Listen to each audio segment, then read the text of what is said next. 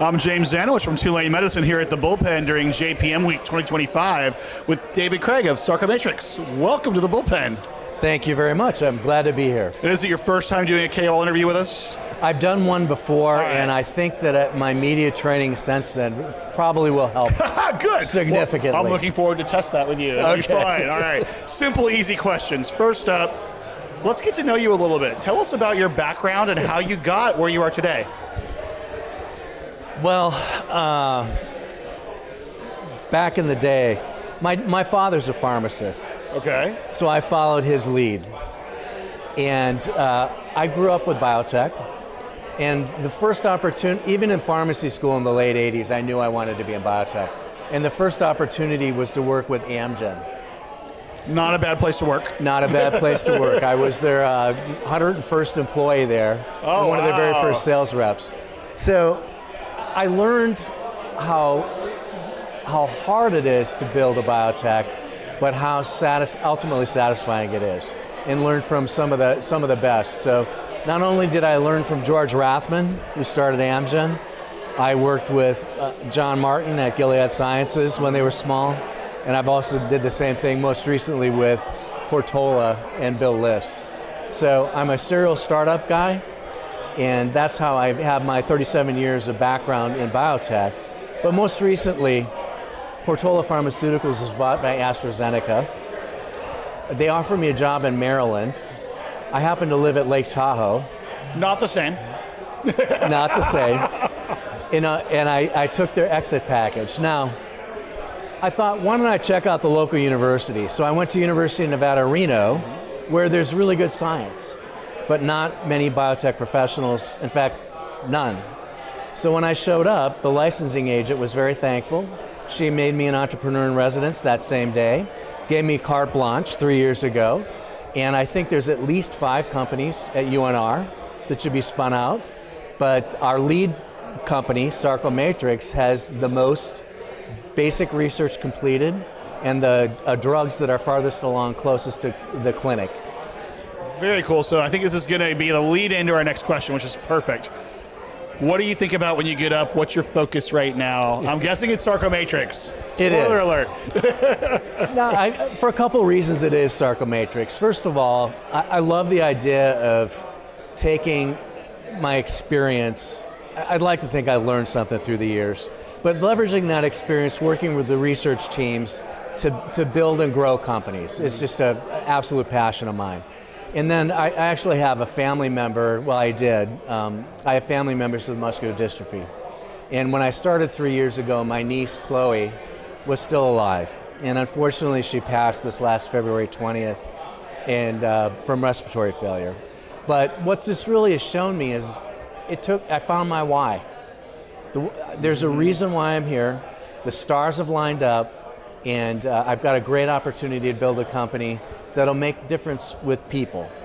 And like George Rathman taught me decades ago, focus on the patient, deliver a great product, the money will take care of itself.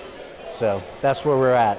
Have you been connected with the Milken Institute at all yet? Because if not, you should be. Not yet, no. I will connect you. So they have an amazing program where they work with people of means who want to advance some sort of disease state. So it's very impact driven, very personal driven. Yeah. But they have an entire team who does nothing but say, hey, here are companies you might invest in, here are foundations you might want to start, here are universities to partner with. Caitlin Barrett, Dr. Caitlin Barrett's amazing. I'll hook you up with her. She's phenomenal. Fabulous. Yeah. So see, one connection right here in the Bullpen. There you go. And it's been one of many. So I'm giving you the one thing of help, but everyone in the Bullpen is here to help each other, like we just demonstrated. Ad hoc, wasn't planned, but this is your opportunity to actually have people help you.